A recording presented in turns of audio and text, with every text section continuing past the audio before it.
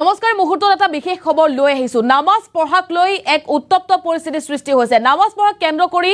একাংশ ছাত্ৰৰ মাজত মাৰপিটৰ ঘটনা সংঘটিত হৈছে গুজৰাট বিশ্ববিদ্যালয়ত বিদেশী ছাত্ৰই নামাজ আদা কৰিছিল আৰু সেই নামাজ আদায় কৰাৰ সময়তে নামাজত বাধা প্ৰদান কৰিছিল একাংশ ছাত্ৰই আৰু তাৰ পাছতে উত্তপ্ত পৰিস্থিতিৰ সৃষ্টি হৈছে ইয়াৰ পাছতে সমগ্ৰ ঘটনা তদন্তৰ নিৰ্দেশ দিছে গুজৰাট চৰকাৰে আমি জনাইছো বিশেষ খবৰ ৰমজান মাহতে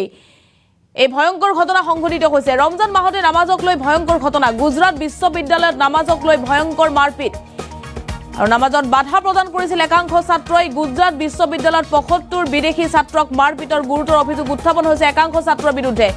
বিশ্ববিদ্যালয়ৰ কেইজনমান বিদেশী ছাত্ৰই নামাজ আদায় কৰিছিল কিন্তু একাংশ ছাত্ৰই নামাজত বাধা দিয়াৰ অভিযোগ উঠিছে এই ঘটনাৰ পাছতে তৎপৰ হৈ পৰিছে গুজৰাট চৰকাৰ আৰক্ষীক তদন্তৰ নিৰ্দেশ দিছে গুজৰাট চৰকাৰে আমি জনাই আছো এটা ডাঙৰ খবৰ নামাজক লৈ ভয়ংকৰ ঘটনা সংঘটিত হৈছে ঘটনাৰ পাছতে আৰক্ষী বিষয়া জিএছ মালিকৰ নেতৃত্বত আৰক্ষী দল উপস্থিত হৈছে গুজৰাট বিশ্ববিদ্যালয়ত অধ্যয়ন কৰি আছে ৩০০ বিদেশী ছাত্ৰই নিশা প্ৰায় 10:30 বজাত নামাজ আদায় কৰোতে 25 ছাত্ৰই মাৰপিট কৰাৰ অভিযোগ উঠিছে এই ঘটনা তদন্তৰ বাবে প্ৰস্তুত কৰা হৈছে আৰক্ষীৰ ৯টাকৈ বিশেষ টিম আৰু যেহেতু ৰমজান মাহ চলি আছে ৰমজান মাহত নামাজ আদায় কৰাৰ সময়তে এই ঘটনা সংঘটিত হৈছে বিশ্ববিদ্যালয় চৌহদত নামাজ আদায় কৰিছিল একাংশ বিদেশী ছাত্ৰই কিয়নো বিশ্ববিদ্যালয়ত ৩০০তকৈ অধিক ছাত্ৰ অধ্যয়ন কৰি থকা বুলি ইতিমধ্যে আৰক্ষীয়ে জনাইছে ৩০০ ছাত্ৰ অধ্যয়ন কৰি আছিল আৰু তাৰ একাংশ ছাত্ৰই হোষ্টেল এ ব্লকত তেওঁলোকে নামাজ আদায় কৰিছিল নিশা 10:30 বজাত কিন্তু একাংশ ছাত্ৰই বিশ্ববিদ্যালয় চৌহদৰ ভিতৰত কিয় নামাজ আদায় কৰিছে বুলি প্ৰথমতে প্ৰশ্ন কৰিছিল আৰু পৰৱৰ্তী সময়ত তৰ্ক যুদ্ধত লিপ্ত হৈছিল আৰু তাৰ পাছত এই ঘটনাই মাৰপিটলৈ ৰূপান্তৰিত হৈছে একাংশ বিদেশী ছাত্ৰক 25 জনকৈ ছাত্ৰই মাৰপিট কৰাৰ অভিযোগ উঠিছে তাৰ পাছতেই সমগ্ৰ দেশতেই এই ঘটনাই সৃষ্টি কৰিছে প্ৰতিক্ৰিয়াৰ আৰু এই ঘটনাৰ পাছতেই আৰক্ষীৰ ৯টাকৈ বিশেষ টিম প্ৰস্তুত কৰা হৈছে আৰক্ষীৰ ৯টাকৈ বিশেষ টিমে এই সমগ্ৰ ঘটনা তদন্ত কৰিব এই ঘটনাৰ পাছতেই গুজৰাট চৰকাৰৰ তৎপৰ হৈ পৰিছে গুজৰাট চৰকাৰে সমগ্ৰ ঘটনাৰ তদন্তৰ নিৰ্দেশ দিছে কিয়নো এই ঘটনাৰ পাছতে সমগ্ৰ দেশতে যেটো প্ৰতিক্ৰিয়া সৃষ্টি হৈছে বিশ্ববিদ্যালয়ৰ চৌহদতে মাৰপিটৰ ঘটনা নামাজক কেন্দ্ৰ কৰি এক উত্তপ্ত পৰিস্থিতিৰ সৃষ্টি হৈছে আৰু যেহেতু ৰমজান মাহ চলি আছে ৰমজান মাহত নিশা 10:30 বজাত একাংশ বিদেশী ছাত্ৰই নামাজ আদায় কৰিছিল কিন্তু বিশ্ববিদ্যালয় চৌহদত কিয় নামাজ আদায় কৰিছে বুলি একাংশ ছাত্ৰই প্ৰশ্ন কৰিছিল কিন্তু সেই ঘটনাই পৰৱৰ্তী সময়ত ভয়ংকৰ ৰূপ লৈছে মাৰপিটৰ ঘটনালৈ ৰূপান্তৰিত হৈছে আৰু তাৰ পাছতে সমগ্ৰ দেশতে এই ঘটনাই সৃষ্টি কৰিছে প্ৰতিক্ৰিয়াৰ এই মুহূৰ্তত আমাৰ হাতত আৰক্ষীৰ মন্তব্য আছে শুনক মন্তব্য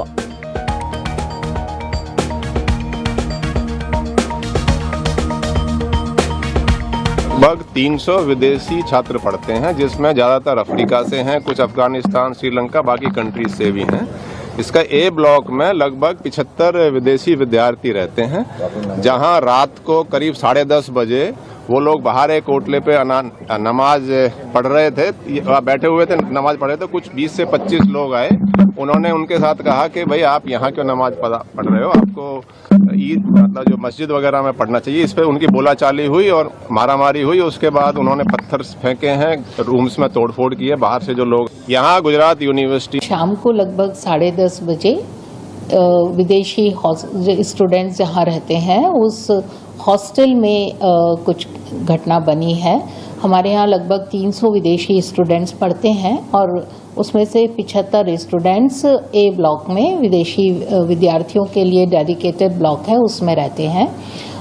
रात को 2 ग्रुप्स में घर्षण हुआ इस संघर्ष में बात कुछ ज़्यादा बढ़ गई और हमारे कुछ विदेशी विद्यार्थियों को चोटें भी आई हैं तुरंत ही हम लोगों ने FIR करवाई है और सरकार ने भी इस मुद्दे को बहुत गंभीरता से लिया है पुलिस ने भी लिया है तपास चल रही है ये अभी कुछ वीडियोस वायरल हुए हैं पुलिस वही तपास कर रही है कि ट्रिगर पॉइंट क्या था और उसी के बाद हम स्पष्टता से कह सकेंगे पुलिस ने शायद उसी आधार पर कुछ चिन्हित किया है ऐसा कमिश्नर सर ने भी बताया और हम लोग भी आपको सूचित करेंगे शाम को लगभग 10:30 बजे विदेशी स्टूडेंट আৰু আপোনালোকে মন্তব্য শুনিছে ৰমজান মাহতে নামাজক লৈ ভয়ংকৰ ঘটনা সংঘটিত হৈছে গুজৰাট বিশ্ববিদ্যালয় চৌহদৰ ভিতৰত ৭৫ বিদেশী ছাত্ৰক মাৰপিট কৰাৰ অভিযোগ উত্থাপন হৈছে কিয়নো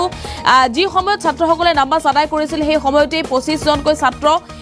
সেই স্থানত উপস্থিত হৈছিল আৰু পৰৱৰ্তী সময়ত এই ঘটনাই মাৰপিটলৈ ৰূপান্তৰিত হৈছে সমগ্ৰ ঘটনাই গুজৰাট চৰকাৰে তদন্তৰ নিৰ্দেশ প্ৰদান কৰিছে আৰক্ষীয়ে তদন্ত আৰম্ভ কৰিছে এই ঘটনা তদন্তৰ বাবে আৰক্ষীৰ ৯টাকৈ বিশেষ দল ইতিমধ্যে প্ৰস্তুত কৰা হৈছে। সেই দলে তদন্ত আৰম্ভ কৰিছে। এই ঘটনাৰ উচিত তদন্ত যেহেতু দাবী জনাইছে একাংশ লোকে, আৰু এই ঘটনাই সমগ্ৰ দেশতে সৃষ্টি কৰিছে প্ৰতিক্ৰিয়া। ৰমজান মাহত বিদেশী ছাত্ৰক বিশ্ববিদ্যালয়ৰ চৌহদত মাৰপিটৰ ঘটনা সহজভাৱে লোৱা নাই গুজৰাট চৰকাৰে, আৰু যাৰ বাবে গুজৰাট চৰকাৰে সমগ্ৰ ঘটনাৰ তদন্তৰ নিৰ্দেশ প্ৰদান কৰিছে। ক্ষীপ্ৰতৰ তদন্তৰ নিৰ্দেশ প্ৰদান কৰিছে গুজৰাট চৰকাৰে। এই ঘটনাৰ পাছতে তৎপৰতা দেখুৱাইছে গুজৰাট চৰকাৰে। আৰক্ষীক তদন্তৰ নিৰ্দেশ দিছে গুজৰাটৰ চৰকাৰে, আৰু ঘটনাৰ পাছতে আৰক্ষী বিষয়া GS মালিকৰ নেতৃত্বত এটা আৰক্ষী দল উপস্থিত হৈছে গুজৰাট বিশ্ববিদ্যালয়ৰ চৌহদত। নিশাৰ ভাগতে আৰক্ষী আৰম্ভ কৰিছে তদন্ত, আৰু গুজৰাট বিশ্ববিদ্যালয়ত যেহেতু অধ্যয়ন কৰি আছে 300 বিদেশী ছাত্ৰই, আৰু ইয়াৰ একাংশ বিদেশী ছাত্ৰক নামাজক লৈ মাৰপিট কৰাৰ অভিযোগ উত্থাপন হৈছে। নিশা 10:30 বজাত নামাজ আদায় কৰাৰ সময়তেই 25জনকৈ ছাত্ৰই মাৰপিট কৰাৰ গুৰুতৰ অভিযোগ উত্থাপন হৈছে। আৰু যেহেতু ৰমজান মাহ চলি আছে, পবিত্ৰ ৰমজান মাহতে এই ঘটনা সংঘটিত হোৱাক লৈ তদন্তৰ নিৰ্দেশ প্ৰদান কৰিছে গুজৰাটৰ চৰকাৰে।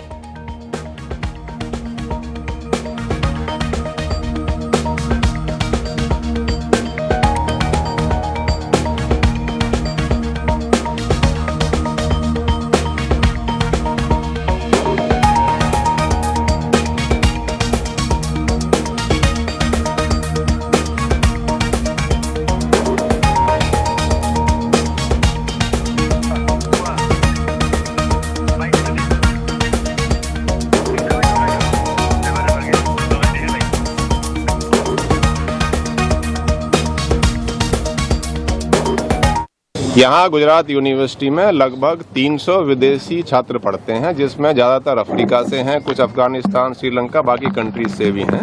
इसका ए ब्लॉक में लगभग 75 विदेशी विद्यार्थी रहते हैं, जहां रात को करीब 10:30 बजे वो लोग बाहर एक होटल पे नमाज पढ़ रहे थे, बैठे हुए थे, नमाज पढ़ रहे थे। कुछ 20 से 25 लोग आए, उन्होंने उनके साथ कहा कि भाई आप यहाँ क्यों नमाज पढ़ रहे हो। शाम को लगभग 10:30 बजे विदेशी स्टूडेंट्स जहाँ रहते हैं उस हॉस्टल में कुछ घटना बनी है। हमारे यहाँ लगभग 300 विदेशी स्टूडेंट्स पढ़ते हैं, और उसमें से 75 स्टूडेंट्स ए ब्लॉक में विदेशी विद्यार्थियों के लिए डेडिकेटेड ब्लॉक है, उसमें रहते हैं। रात को 2 ग्रुप्स में घर्षण हुआ। इस संघर्ष में बात कुछ ज़्यादा बढ़ गई और हमारे कुछ विदेशी विद्यार्थियों को चोटें भी आई हैं। तुरंत ही हम लोगों ने FIR करवाई है, और सरकार ने भी इस मुद्दे को बहुत गंभीरता से लिया है, पुलिस ने भी लिया है, तपास चल रही है। ये अभी